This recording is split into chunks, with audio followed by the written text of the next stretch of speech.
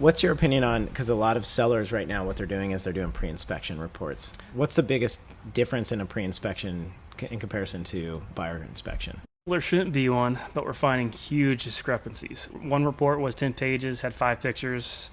One of the 5 is the cover photo outside of the home. And Turner did that inspection and saved the client big time because they were going to use that thinking the house was perfect, and his report was 85 pages with huge issues. Welcome to this week's episode of the Dynamis Podcast. We have a really practical and exciting episode for you guys because we are going to talk about 2 things. Number one, we're going to talk about something that is absolutely necessary in every single transaction as far as real estate goes, whether you're buying residential or commercial. And I've seen a lot of people overlook this in the last couple of years, which is just bonkers to me, really, For sure, yeah. Because you're getting into something that could potentially be worth millions of dollars and you're willing to waive taking a look under the hood. You wouldn't go buy a used car without taking it for a test drive.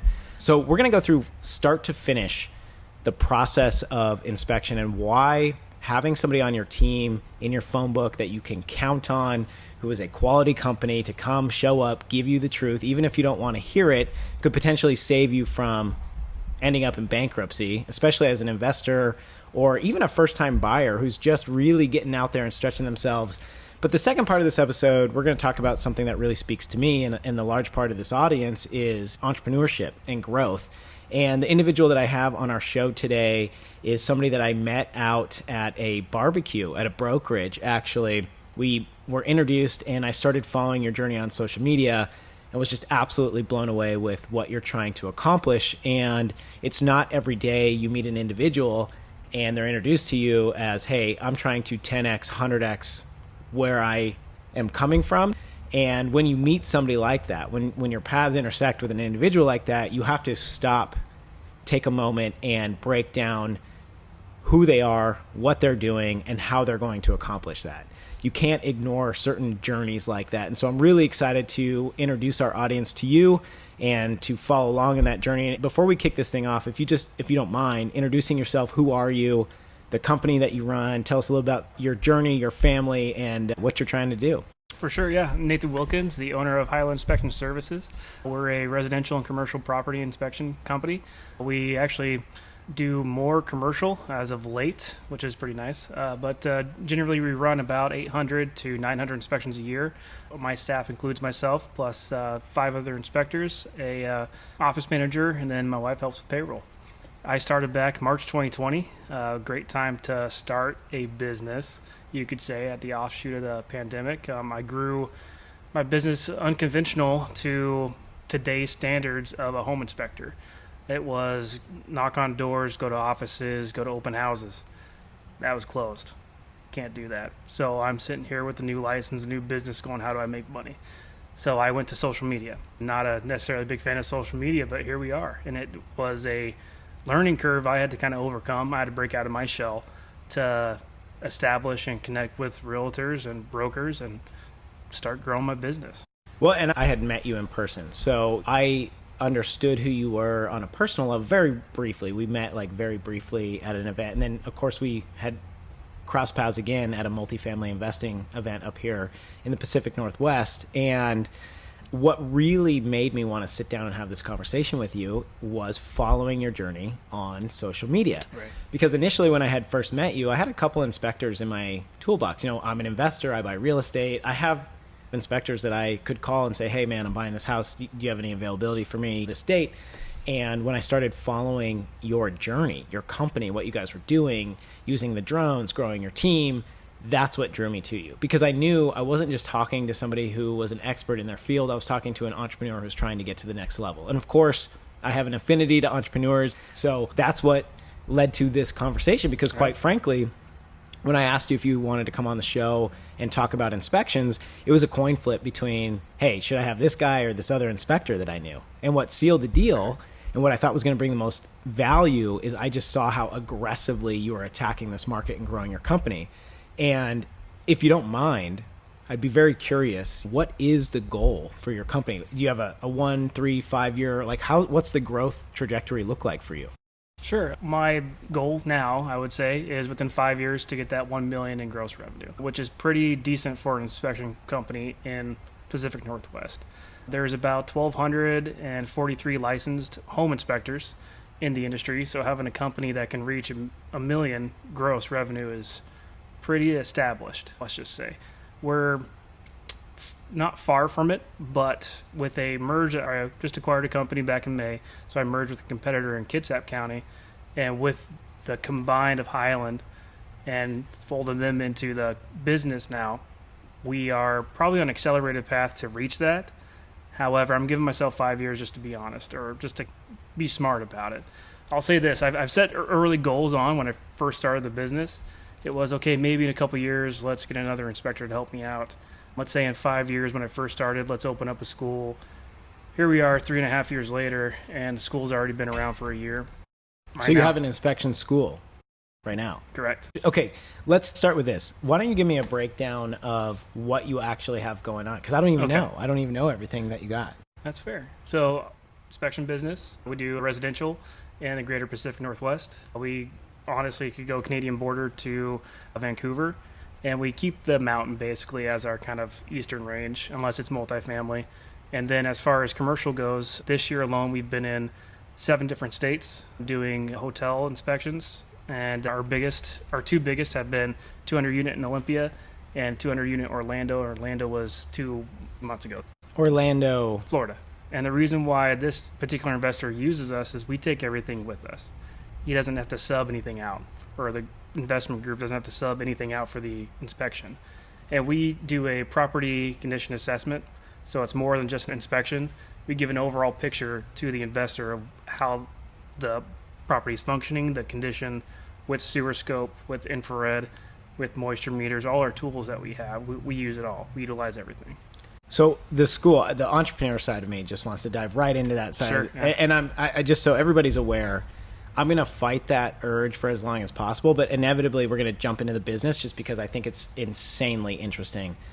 I want to touch really quickly on the school, and then let's shift so that I don't rob people that are hoping to learn about inspections of that value. Sure. And then we'll circle back to the business. But before we transition really quickly, the school. So where is the school? Ran out of your office here? Yes. Okay. And then people pay you to come learn how to do the work of an inspector? Correct. Yeah. So the state has a set of guidelines that you have to follow. So you have to have 120 hours from an accredited school, us, plus 40 hours of field training. So we provide that 120 hours and then the 40 hours of field training for the potential inspector. So are you taking these students and then putting them on your inspections with you guys? Or, yeah, that's the field training. Yep. Now, how often do they convert into employees for you? It depends on my needs. Some people want to do their own thing, which they have that entrepreneurial spirit and they want to be their own boss, which is great. And I help guide them with my mistakes and my experience. The other side of it is some people want to learn the business and get under someone's wing. And so that's an option that's always open for it. Currently, from a graduate of our school, I have 1 employee from that.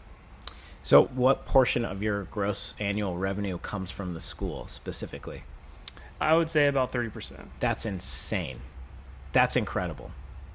Now, are there programs that are like scholarship type programs that pay for that funding? There are, not through Highland yet. That's something I would like to establish probably down the road. But through the Home Inspector's National Exam, there's certain things that you can apply for. I think there's a couple grants out there you can look for as well. But there are some kind of financial aids, and then under Chapter 31 for VA, that can be paid back to the veteran. How are you targeting these students to come apply and go through your school? Currently, we partner with Boeing. So we are on Boeing's preferred school list, vendor list. And we've also partnered with the state for vocational retrain. So we are L&I approved and Boeing approved to get training and basic Google search. So I pay to be at the top of the Google ads for any inspectors training in Washington State. Interesting. Okay. Let's jump into inspections because honestly, it's such valuable information. Really, it truly is. And honestly, I have lost personally a lot of money from having inadequate inspections. Mm-hmm. My first property I bought as a pure investment property, it was a fourplex in St. Louis. Never saw the property, didn't know the inspector, never followed up. The inspection report was like haphazardly put together. And as soon as I inherited that property, I was paying a lot of money for repairs, a lot. There was cracked foundation, water in the basement. There was a plumbing leak in the upstairs that was running to the downstairs. And once I was closed, escrow was closed, I had no recourse. I had no recourse to go back to the seller and be like, look, dude, you owe me money. You didn't disclose any of these things, because honestly, it fell on me. I hired an inspector. The inspector didn't find it, and I was left holding the bag. And it was my first investment property. I put all my money into it, and it almost eliminated me from making any more progress. And if I was a first-time buyer, it probably would have put a really bad taste in my mouth. And you want to get ahead of that and prevent that. And in the last market cycle, when things were getting chaotic and crazy, one of the tactics that I would see time and time again is that agents would recommend to their clients, hey, I'll tell you what, we really want this house. Let's be competitive, and let's write the offer with a waived inspection.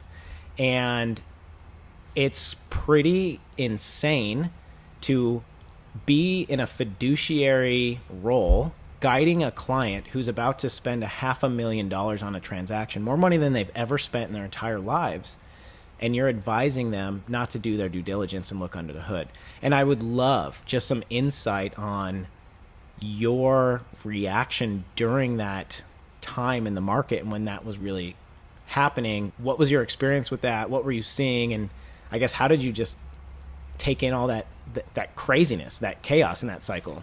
Sure. Initially, when I found or realized that this was happening, people were waiving inspections, it came as a shock. It was probably one of my go-to realtors that had a really good, almost even personal relationship with, and he was like, hey, sorry, we're not doing this. We had a waive to be competitive. And I go, excuse me?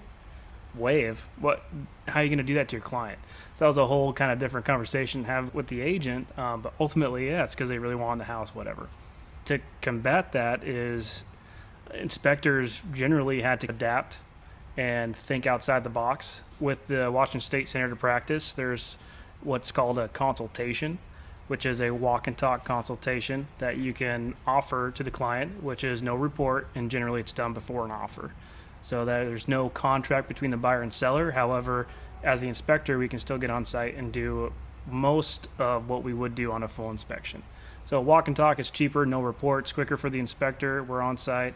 The client brings a pen and paper. They take notes. They're more informed than just waiving. And they can still write an offer with a waived inspection contingency. On the flip side of that is they got coined post-close inspections. I coined them O inspections because we were going into these closed houses. Now, obviously, the buyer is the owner. We're representing the now homeowner, and there's no recourse. We're flat out giving them the condition of the home, and there's nothing they can do about it. No negotiations, no nothing. There's nothing they can't ask for anything. It's their home. So in that instance, and like going back to my story I told you about the fourplex, okay, what recourse would I have had? At the time, that was my first investment property. It was the second property I ever purchased in my life. I had a primary residence. It was my first investment property. Are inspectors liable for that? So if I were to close and all of a sudden there's all this stuff that is exposed after I purchase, does that fall on me, or was I misinformed? Depends on the state you're in. So if a state has a license requirement for the inspector, then in theory the inspector is liable for up to a year. And that's going to be generally expressed in the inspection agreement that the inspector gives you. So if I know Idaho is not a license requirement state. California technically isn't either.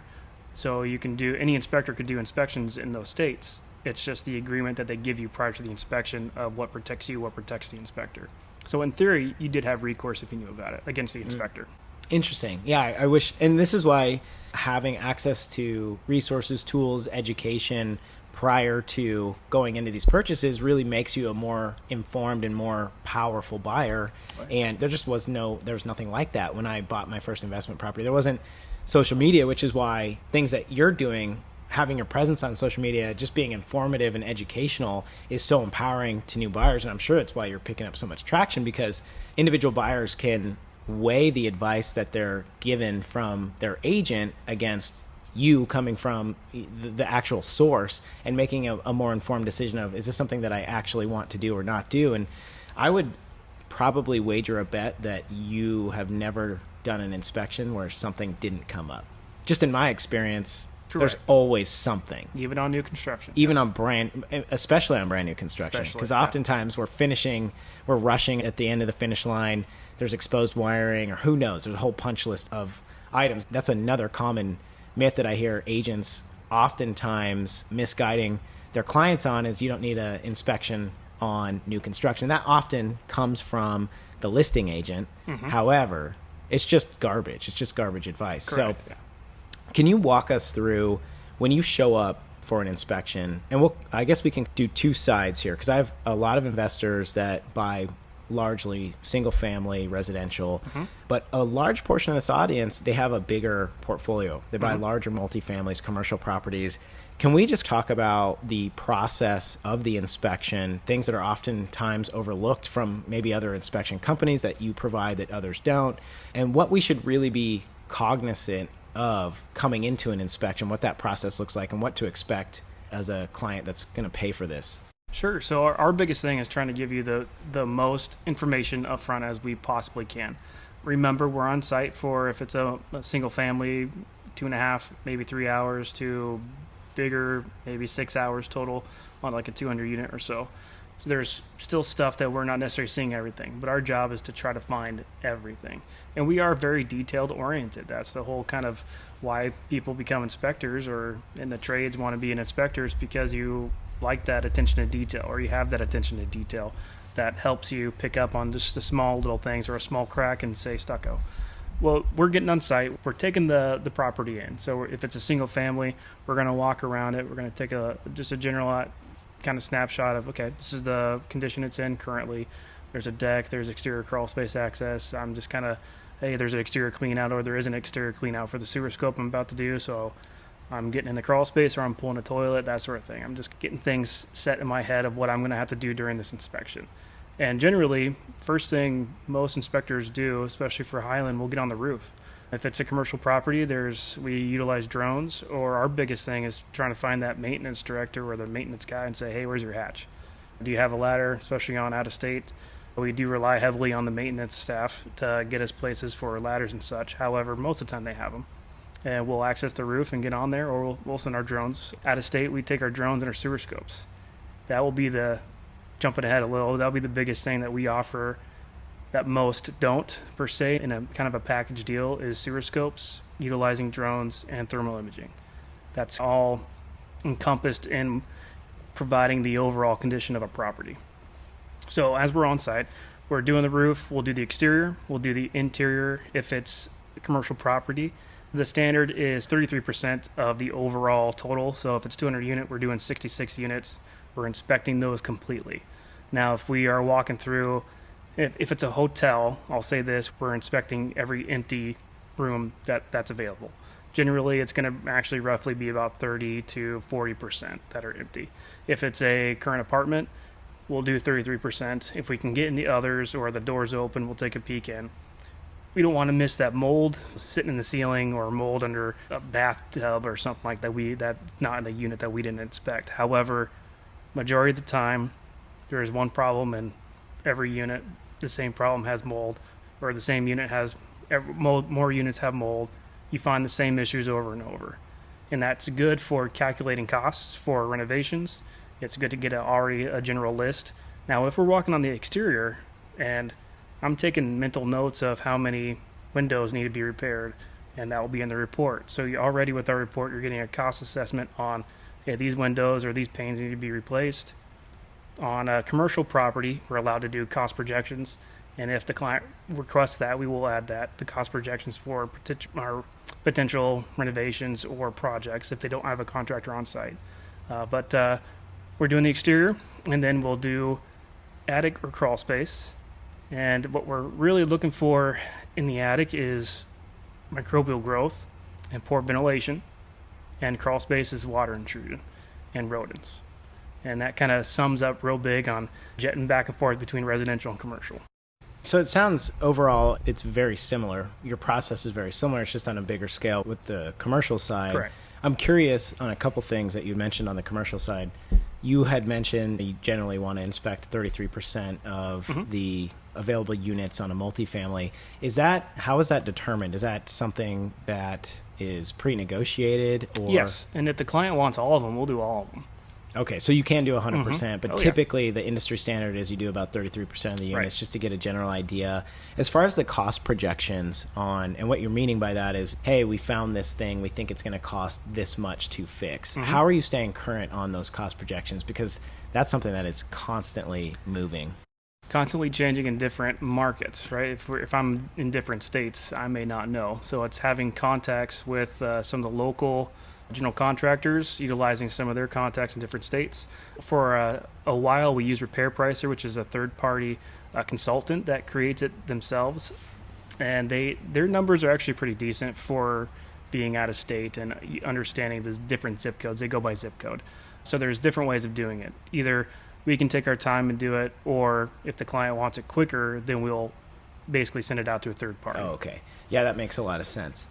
Why is it that you can't do those cost projections on a residential property? It's considered out of the scope of Washington State Standard of Practice. Really? It is, yeah. So what if a client says, hey, listen, I know that it's out of scope and technically I can't rely on what you're telling me. Do you offer general estimates of like what you think ballpark something could run?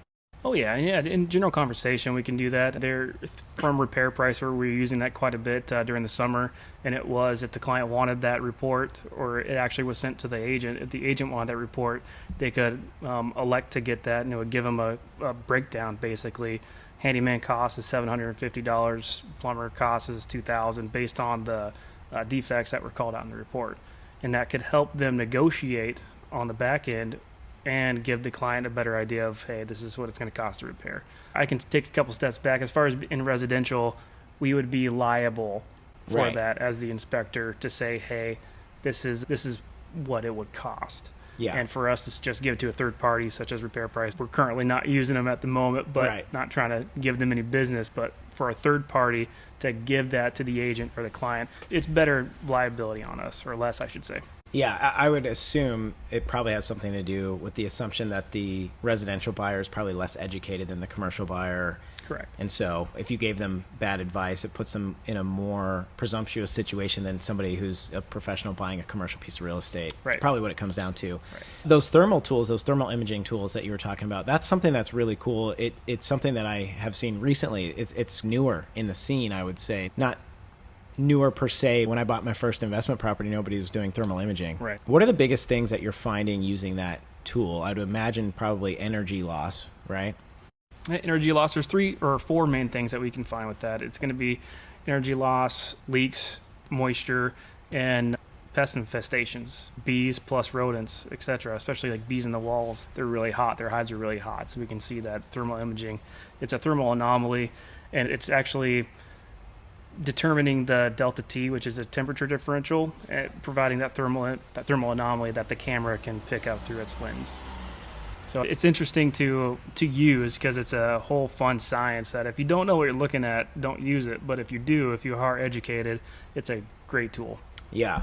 What would you say is the most common thing that you find on the residential side? And then we'll jump into the commercial side too. When you show up, not that you're expecting it, but what do you typically most often find in older legacy residential homes? Not so much the new builds. New builds are probably just cutting corners and going too fast. But up here, especially in the Pacific Northwest, what do we typically see in legacy residential? Biggest thing is rodents in the crawl space. And a lot of people can get nervous about that, but it's going to be in even new builds, you find rodents in the crawl space. And with that, you have torn insulation and really bad vapor barrier. So really the crawl space needs to be cleaned out, which is roughly $5,000 or so, let's just say. So overall, not a bad investment to get all new insulation and all new vapor barrier, and you really don't have to worry about, once you seal it up, you really don't have to worry about your crawl space for quite a while, a couple decades really. Interesting. Yeah. What about is same thing on the commercial side? Depends. Most of the commercials properties that we've been doing are on slab. They're at hotels. Main thing we're seeing is actually mold and issues around the bathroom, as far as loose toilets or water damage from loose toilets, overflow, showers, that sort of thing. And then the kind of spiral effect of what that water damage can do. Okay, well, is it in the structure yet? There's obviously mold, so they have to remediate mold plus fix the potential structure. So it's like giving the investor a good idea of, okay, all 66 units have this issue, so probably all units have this issue. Let's go in there and find it and fix it. Just really quickly, I forgot to mention at the beginning of this episode, we actually took the podcast studio on the road. So we're sitting here in your office. It's really a shop. It's a shop in the back. So right. This was an endeavor. We took the whole thing down out of the studio, out of the home studio, put it in the truck, drove it down here, set it up. Took about 45 minutes to set this you thing did up. You did it all. But if you're hearing like random noises, it's trucks driving by outside. That's where we're on a field trip right now, and we wanted to try it out, and I think it's a cool endeavor. But anyways, that's what's going on. Do you feel like we've covered confidently the inspection, or are there other things that you want to talk about involving the inspection process that you think people need to know about? Yeah, I would definitely actually want to touch base with sewer scopes. Yeah, it's an added cost, but the cost of a sewer scope is a very small investment into knowing at least the baseline of your sewer. Some residential clients, they don't understand that. You buy a home, and that home comes with a 100-foot sewer line that you're responsible for. You're responsible from inside the home all the way to the city main, regardless if it's in your property line or not. And when the sewer lateral hits that property line, it turns into a secondary lateral and generally takes a steeper dive, you could say, towards the city main. But sewer scopes are vital. They're important to understand something that hasn't been looked at probably ever before. And it's very small pennies compared to $30,000 to $40,000 to replace a whole line. At least just getting a baseline, I would really push that. Yeah, that's something that I absolutely will not overlook on a purchase. Is every single time I do a sewer scope, you just never know, and that could end up costing you a ton of money. Oh, yeah. This is a loaded question because you're in the industry, and of course you're going to say no because you want everybody to get an inspection, obviously. But realistically, though, all jokes aside, would you ever purchase a piece of real estate without doing an inspection on it? No. I will say this. A year into owning the business, we had to waive an inspection, but I walked around the property, so I knew what we were getting into. Well, yeah. That's the difference. Quote, unquote, waived inspection. Right. Yeah, I still technically did one as non-exhaustive as possible, obviously. Right. But there's ways around not having to physically completely waive it. You can write a waived contingency. However, we can do that consultation beforehand. Yeah. So there's ways around still getting one in this current market and in that past market. What's your opinion on, because a lot of sellers right now, what they're doing is they're doing pre-inspection reports. What's the biggest difference in a pre-inspection in comparison to buyer inspection? Well, there shouldn't be one, but we're finding huge discrepancies. We provide pre-list inspections for a few of our Seattle-based realtor groups, let's just say, and it's a full inspection. Gloves are off. We're in there calling everything out at the home. The way I tell any client doing a pre-list inspection is, I'm doing this in the eyes of the buyer, so you know potentially what will be called out. And are they going to fix it? That's up to them, but generally gives them a laundry list of stuff they can fix, or now they're prepared for, and they can either adjust the price or be willing to fight for, hey, this is what I want. I already know this is there. Our list price basically says, yeah, cool. We took that in consideration. We still want this price for the list. We've been seeing a lot of really poor pre-list inspections. So a lot of stuff not called out or glossed over. A couple of them we've seen satisfactory with no pictures. We're talking, one report was 10 pages, had 5 pictures. One of the 5 is the cover photo outside of the home. And Turner did that inspection and saved the client big time because they were going to use that thinking the house was perfect, and his report was 85 pages with huge issues. And we're talking flexi on the roof, quote unquote brand new roof, to large cracks and water intrusion in the basement that wasn't called out. I follow your social media, which, by the way, you do a really good job at. Part of the reason I follow your social media, though, selfishly, is because there are some hilarious photos sometimes. Like, sometimes you put up a picture, and I'm literally laughing out loud at what you're posting. I saw, like, you were, like, up on the roof the other day, and you put... was there a picture of, like, water bottles or something? Like, plastic, I'm trying to remember, it was something recently where it was like a water drain or something, like somebody kind of bojangled put together. Anyways, the point is that you have some hilarious pictures of like some backyard duct tape fixes How often are you coming across stuff like that? More often than you think. Where you don't really find those, say, DIY backyard projects per se is new construction, but again, there's new construction issues. They happen, and it's just kind of finding it and telling your client, okay, it's not a hard fix or it's not an expensive fix. It should be fixed because it's not right, but you should be able to do this correctly, and this is how you do it correctly. Yeah. But it's common, I would say, in almost every home we're finding something. I would say my favorite this year was finding electrical wire and a hose, and they use the hose as conduit. That's awesome. I'm like, that's pretty cool. I get it. Hey, flex conduit, all right. That's hilarious. Okay, now I want to jump into your business. All right. I've been like chomping at the bit here. Okay, give us some background. So you started your business in 2020. Obviously, height of COVID, you couldn't door knock. You're starting on social media. Were you like a solo inspector prior to 2020? What did it look like before that? How did you even get into inspections? Give us a little bit about your background. Yeah, so I worked for Pierce County Sheriff's Department as a corrections deputy for quite a while, 14 years, and I wanted to transition out of that, but wanted to still work for the county. So I was looking into building inspector. Any building inspector, there was a couple different jobs openings at that time, and they wanted 2 years of inspection experience. I'm like, okay, well, how do I get 2 years of inspection experience? So I called the guy at the county and said, hey, I'm a current employee, work at the jail. How do I do this? Oh, just be a home inspector, just nonchalant. Okay, cool. So looked into it, I did my course January 2020, took the test, passed the test first time February 26th, and we were go for business March 13th, 2020. So it was one of those things where, okay, I want to do this and I want to start getting that experience.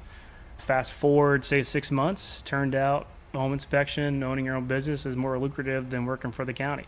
So just hung with my full-time job as corrections deputy for a little bit longer and started to focus on growing that business. And it was me for about a year. Was that Highland? Was it right off the bat you were just working for always yourself? Highland, yep, always Highland. Okay, so my question for you is, you're growing this company. I mean, you're aggressively growing it. It's very evident that you're on a mission. You're raising a family. You have 2 kids, right? You just had a baby. Just had a baby a month ago, yeah. Congratulations. Thank you. You got a wife at home. When I met you, what drew me to you, aside from the fact of just your presence, who you are, everything was very well put together. Your branding, you had pens, your marketing is really good, you're growing a crew. And when I met you, I saw, oh, this isn't like a solopreneur. This is an entrepreneur who's growing a budding company. And how you're handling payroll, how you're handling expansion and scheduling and branding. All your guys have Highland Inspection shirts. And my question is, where did that come from? Did you have a mentor in business? Because a lot of people, especially inspectors in the trades, construction, there's a huge disconnect from providing a professional front-facing company and good service. A lot of people provide good service, but you're doing both at the same time, and it's really difficult to do that without somebody showing you how to do that. So where did that come from, especially after spending 14 years with Pierce County Sheriff's Office? Yeah, I definitely could tell you I did not think I had that entrepreneurial bug. My parents were all in civil service, so it's just bred in me to work for the government, get that paycheck, and move on. Until I started this, I had no idea I loved it. And sitting here in front of you now, honestly, I can tell you, I love the entrepreneurial side of it. I love the business side. Don't get me wrong, I love inspections. But I love the part of being able to grow something that I've built and seeing it actually provide for someone else. That's huge for me. I never thought I'd be able to do that. With the school, part of the curriculum, we have to teach about business operations. So I tell the students that's my time to get on my soapbox and talk about my journey. It started reading books, basically. Didn't have anyone to really go to. Still don't necessarily have a mentor. Still nonchalantly looking, you could say. I read Profit First because I was 2 months in to have an income and revenue and not really knowing what to do with it.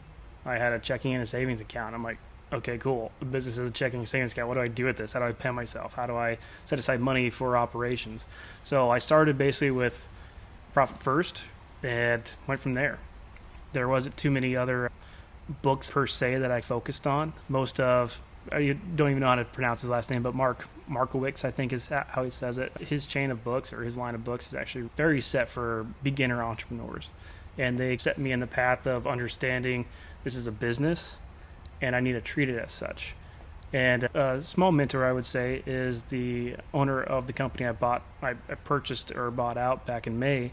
He's been helpful too as well, because he owned Allegiance for 8 years. So he had 8 years of experience. And he actually taught a night class back in September and looked at me and said, "Do you want to buy my business? Really? I would work for you. Do you want to buy it?" I go, What made him okay. approach you to ask that question? The way I treated my guys, and honestly just this office, he saw the potential of, okay, this guy's wanting to grow, this guy's wanting to expand his business and treat people right in the industry, and he's obviously providing a good product. And that's what I've always tried to do. If it was just me, or say a year into it, I brought on 2 other guys to help me part-time, and they're still with us, thank God, to continue to grow. Well, my biggest thing, I never wanted to say no. If someone reached out to me and needed an inspection or wanted an inspection, I was not going to say no. If I was at work, well, someone needed to take it. So I brought people I could trust that weren't naturally entrepreneurs, but that were natural, solid inspectors. And How'd you find those people? one of them, been friends with him for 29 years. So he wasn't even planning on being an inspector. You're like, dude, I need help. Can you come learn how to do this? I'll put you through the school. I'll put you through schooling or whatever. He was interested in it, and yep, that's history. Yep, he's a Bremerton firefighter. And then the second was my wife's uncle, who was a inspector for the county. He retired. He did the sewer and water drainage inspections, and he's very handy himself. So he understands residential construction. Craig and I actually, the first thing we did, we built fences when we were 16 and 17 that moved into homes. When I bought my first house when I was 21, it was a complete gut. We learned a lot from that house. We foolishly customized the walk-in master bathroom because why not? We could. And we learned quite a bit, actually, of just building science. The deck was screwed right into the rim joists, and we at one point had the whole kitchen wall open with 2x4s hanging and the joists wide open because we had to cut all that rot out. And we had obviously built up supports inside to take the weight, but we were working frantically to reframe that. So we learned a lot just in that particular project. And that was about 5 years of my life, so that was fun. And then we kind of used real estate, at least I did, to continue to grow into getting where I wanted for our family. So our forever home, and we're finally there. Learning from these books and getting just the general information and general guidance, I would say, because there wasn't really anyone, especially early on, that I had to look to or ask. And I definitely wasn't asking my parents because they didn't want me to do that. They wanted me to stay with the county and get that paycheck. So I really didn't have any help from them, but I had to go out, outsource and read. That's how I started there. So looking back, first of all, every entrepreneur that is successful that I have ever met, every single one, and all of them, by the way, have become millionaires. All of them commonly share one trait, and that's reading, aggressively reading. Yep. Because you have experts who have access to information who are putting it into a summarized version of here's the lessons that I've learned, and it's there for you to wield like a sword. And so many people just don't pick up the book and learn and implement that information. That doesn't mean you have to physically read it. You could listen to it, however you consume that information, but it's there. And the person that doesn't take advantage of that has no advantage over the person who can't read in the first place, is that famous saying. And so you're married. You were married when you started this journey. Correct. What was that like, having a partner come alongside you who you came from civil service? This is way outside your scope. Mm-hmm. A lot of times marriages can be the superpower that catapults you into the next atmosphere, or it could be the millstone that drowns you to the bottom of the ocean. When you start a growth journey, spouses don't grow at the same rate. And so a lot of times that could be a struggle, that differential. What was that like as you started to take off on that upward trajectory? What was that like for your wife, and how did you navigate that? Simple answer is, without her, I wouldn't be here. The overall support that she initially, especially after the first year or so, she saw that this was more than a hobby, quote unquote. This is something that I wanted to grow and wanted to dominate the industry in. That just undying support. basically, hey, I have to do 2 inspections on Saturday, and she goes, okay, whatever. It's not, without her support and without her understanding, I would not be here, hands down. And for her to now help with payroll and kind of be a little bit a part of the business is pretty huge too. There's a little bit of that kind of shared responsibility. And I don't want everything on her because she has her own job and everything else too. So I don't want everything to be on her, but it does help having that best friend to talk to about, hey, I need to do this with the company. We should change this in payroll or something. But now I have a best friend who's now a lifelong partner that is helping me and helping me guide, who has a different perspective than I do as a business owner, to interject and help make the right decisions. That's a huge blessing, because a lot of people don't have that, and they just live with this realization that, they're on their own journey and I'm on mine, and we're just going to keep these things separate. But unfortunately, like, if you're on your journey and they're on theirs, eventually you're just going to slowly grow apart. And it's a superpower to have a spouse that can understand what you're going through, because entrepreneurship, a lot of people don't talk about this, that it's overlooked, but it's lonely. It's lonely because you're experiencing things day to day. You're putting yourself out there. You're experiencing highs, lows. You're taking risk. You're having big wins. Most of our peer group that we come from when we start this journey will never be able to relate to those experiences. Never. It's just unrelatable. And if that includes your wife, if you don't have access to your wife to have those discussions, it's incredibly isolating, and psychologically can be very difficult to overcome and keep growing. Oh, yeah. So that's something that's very powerful, and you're lucky to have that. What is your balance like now? Because you mentioned, hey, I have to do 2 inspections on Saturday. I'm never going to say no. I want to challenge you a little bit, and I'm curious to know what your life balance is like right now, because you have 2 kids. Are you still in that imbalance, or are you starting to empower people other than you in delegation to do those odd Saturdays, late nights? What's your work-life balance with family? That's a great question. Right now, still juggling the dust settling of the merger, and then the biggest is having a new child at home. Benjamin, he was born a month ago, so he's still in that kind of learn to sleep at night stage. And it's, again, having her understanding to, if I got to open up my laptop and respond to an email. The balance is, yes, you have to delegate. When you have a business that's bigger than just you have to have those people in place that know their job and can delegate, can think on themselves to get the job done. I am not a micromanager by any means, nor do I ever want to be. I can trust that Kelly, my office manager, is doing her job, our inspectors are doing their job, and I just make sure they all get paid. So far, it's been decent, I would say, for this last month that I've been taking a step back and focusing on family. Ultimate goal is to never just ignore your business. You can't. If you ignore it's going to spiral out of control. So it is having that balance of, okay, in the morning, little girl goes to daycare, I'll open up my laptop real quick, check my email, see what's going on, and get in touch with my office manager, and then put out any fires if I have to, anything from her, or just talk with her, basically say, hey, hope you have a good day, let me know if you need anything, and then move on with my day to help care for newborn or just overall daily chores and whatnot. What's the organizational chart of your business look like? So you're the owner, CEO. Yep, I take the general manager role, and then under that is going to be Kelly. She's office manager. She does all the scheduling. She basically is the face and the voice of the company. If you call our office line, she answers. She'll help you out. She'll do anything she can to get anything done for you. And then I don't necessarily have a lead inspector with the merge. We're still trying to figure that org chart out with inspectors. But it's basically myself, and then it goes to, you can put to the side for Kelly, and then she just answers to me if there's any answering to be done, really.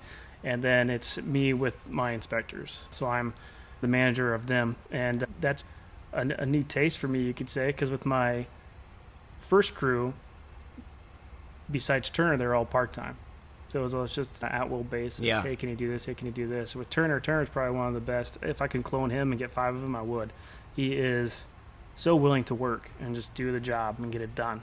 It's awesome. And taking that and managing with people that I didn't hire but inherited is different, and it's a learning experience for me. And it's learning them, attempting to learn who they are will help me be able to manage them and guide them to where, get on the Highland bandwagon type deal. Are, in this merger, this is a whole new, you jumped off the cliff and you're building the airplane. It's a whole new thing. You're learning things that you didn't expect to learn. How are you integrating culture, like a common culture, into not only a new company that probably doesn't have a long storied culture, and then a new company that you're bringing into that fold? What are you actively doing to make sure everybody's getting on the same page and has the same kind of core values? Communication. Surprisingly, prior to me taking over the other company, there wasn't really any office meetings. And we try to do one at least once a month. But generally it just comes down to, which I need to be better at, obviously. Everyone needs to be better at communication.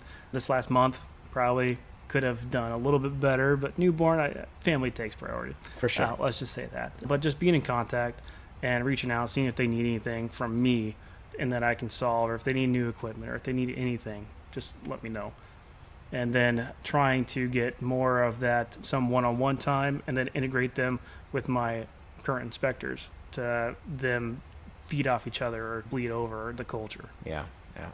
I would imagine building culture is incredibly hard. And then, of course, you're battling this balance of like, well, why are we having this meeting? Oh my gosh, it's like this coaching session, and it's very difficult. It's very difficult. You got to have people that have buy-in, and you got to be the face of that, right? Be the example, the head of that household, essentially, that sets the example sets the tone by example.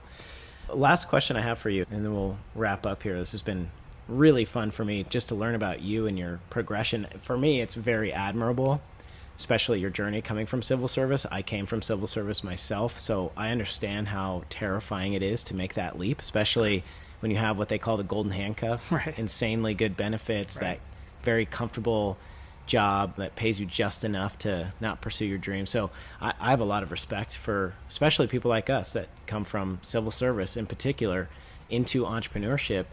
It's a whole new world. It's a whole new world over here. And the one thing that really accelerates that momentum of progress is, you mentioned mentorship, and you're looking for that mentor, but also coaching. Mm-hmm. Are you doing any individual coaching, any business development, anything like that? No, it's definitely a goal of mine in the next year to latch on to that. What took priority was the merge, and then knowing that my wife's pregnant, there's going to be a baby. There's been some things, honestly, that have not necessarily been that I've been able to take care on that forefront, and that's life balance. Yeah, I have to in order to continue to grow my business, and I know that. Understanding that and now seeking it is going to be that forward push that I'm going to do to continue to grow the business. Yeah. Well, from the outside perspective, I could absolutely forecast and see your progress. I think when you're an entrepreneur and you're in it, it's very difficult to see too far ahead. You have an idea of where you want to go, but sometimes it's easier for people outside to really see where you're headed. Right. And I can absolutely see growth to a level where you could be really positioned well for a sale. And now we don't intend to sell. However, ultimately you want to have a business that is sellable. And that's something that Profit First really speaks to, is speed in a sale from profitability and clean books. You want to show that you're more and more profitable every single quarter. So I can really see your trend line from an outside perspective and guesstimate where you're headed. And it's really exciting to watch. And it has been a pleasure to come and sit down and take some of your busy time and really break down your breadcrumb trail to success, how you got here, where you're going, and really just deep dive inside this company. Personally, I want to do business with people that I have personal relationships with, and I feel like just this interaction started a future friendship, and I really look forward to following along with the progress of your business and the growth and all of the success and prosperity. It's been really cool. This conversation's been really cool, and it's filled my cup looking into your journey from the outside and walking through this with you. So I appreciate your time. Yeah, thanks. I appreciate your time. I'll say this for entrepreneurs listening, you're in a dark hole as an entrepreneur. Like, you really don't get, unless you ask or unless it's given, like just now, you really don't see the outside looking in. You're always thinking about growing. Oh no, that other company's doing something different, or I need to be doing this better. Try to reach out and get that good feeling, you could say, from someone on the outside, and actually take that advice and listen to them. Yeah, my best friend sent me a word last night, actually, and it really struck home with me. And it was that voice inside your head that's telling you you're not going fast enough. You have to hurry. You're getting left behind. People are passing you. That's not from God. Right. That's from the enemy. Oh, yeah. And if we look at Scripture, we open up Scripture and we really break down how does God speak to us. He's never telling us, hurry up, you're going to be late, you're going to miss it. It's always, hey, I got you. Yep. Like, be patient. I got you. I'm going to provide for you. That's not your race. That's their race. Settle down. And we have to really filter and audit that. And when we feel that outside voice telling us, go faster, you're not going fast enough, stop it in its tracks and realize the root of that voice is the enemy. It's not from God. And so something really important that really speaks to me as an entrepreneur, because I feel like that every day. And we have to actively fight that and filter that. But just be persistent in that pursuit. Pray, but move your feet at the same time and just realize that your blessings are going to unfold. You're not in the storm forever. So anyways, where can people get in touch with you? Where can people reach out to you, schedule inspections? Because let's be real, in the region, you are the guy. You're the guy. Your company's the guy.